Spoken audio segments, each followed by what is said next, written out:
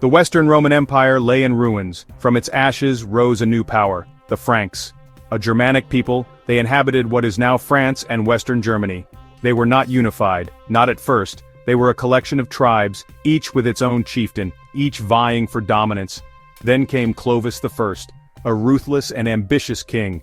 He united the Frankish tribes through conquest and cunning. Clovis embraced Christianity in 496 AD, a shrewd move. It secured the support of the powerful church and the loyalty of the Gallo-Roman population.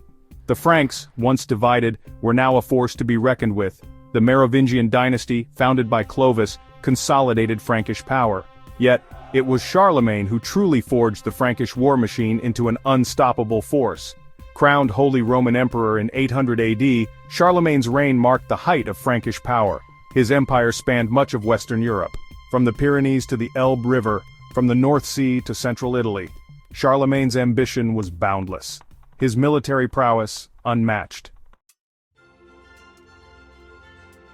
The success of the Frankish armies was no accident. It was built on a foundation of discipline, superior cavalry, and an innovative social structure known as feudalism. Frankish warriors were renowned for their discipline and organization. They trained rigorously, mastering the use of their weapons and formations.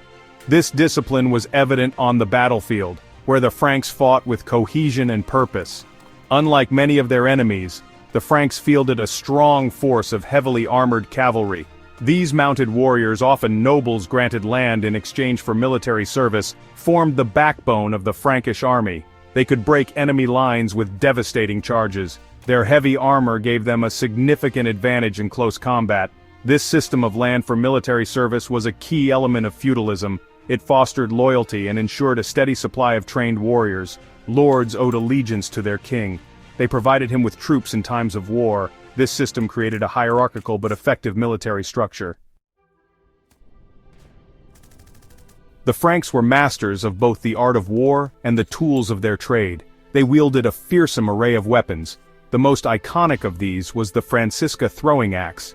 This deadly weapon could be hurled with incredible force. It was capable of cleaving through shields and armor.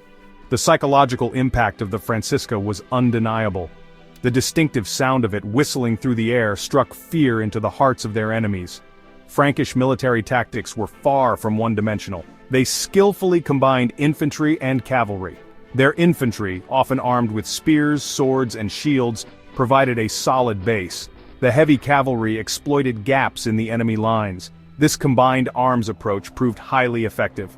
The Franks were also adept at forging alliances. They used diplomacy to their advantage, securing their flanks and turning enemies against each other. They understood the power of vassals. They incorporated conquered peoples into their ranks. This created a complex web of loyalties that strengthened their position. The Frankish military machine was a force of nature. It reshaped the political landscape of Europe. It left an indelible mark on the art of war. From the Battle of Tours in 732 AD, where Charles Martel halted the Umayyad Caliphate's advance, to Charlemagne's conquests, the Franks proved their mettle time and again. Their victories were not solely due to military might. It was their leadership, adaptability, and unwavering warrior culture that set them apart. Even when they faced setbacks, the Franks were quick to recover. Their system allowed them to replenish their ranks, adapt their tactics, and return to the battlefield stronger than before. The Frankish legacy lived on long after Charlemagne's death. Their empire may have fragmented, but their influence remained.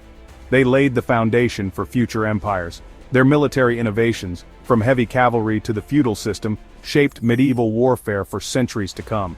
The Franks were more than just conquerors. They were the architects of a new era, an era where the might of the Frankish war machine echoed through the ages.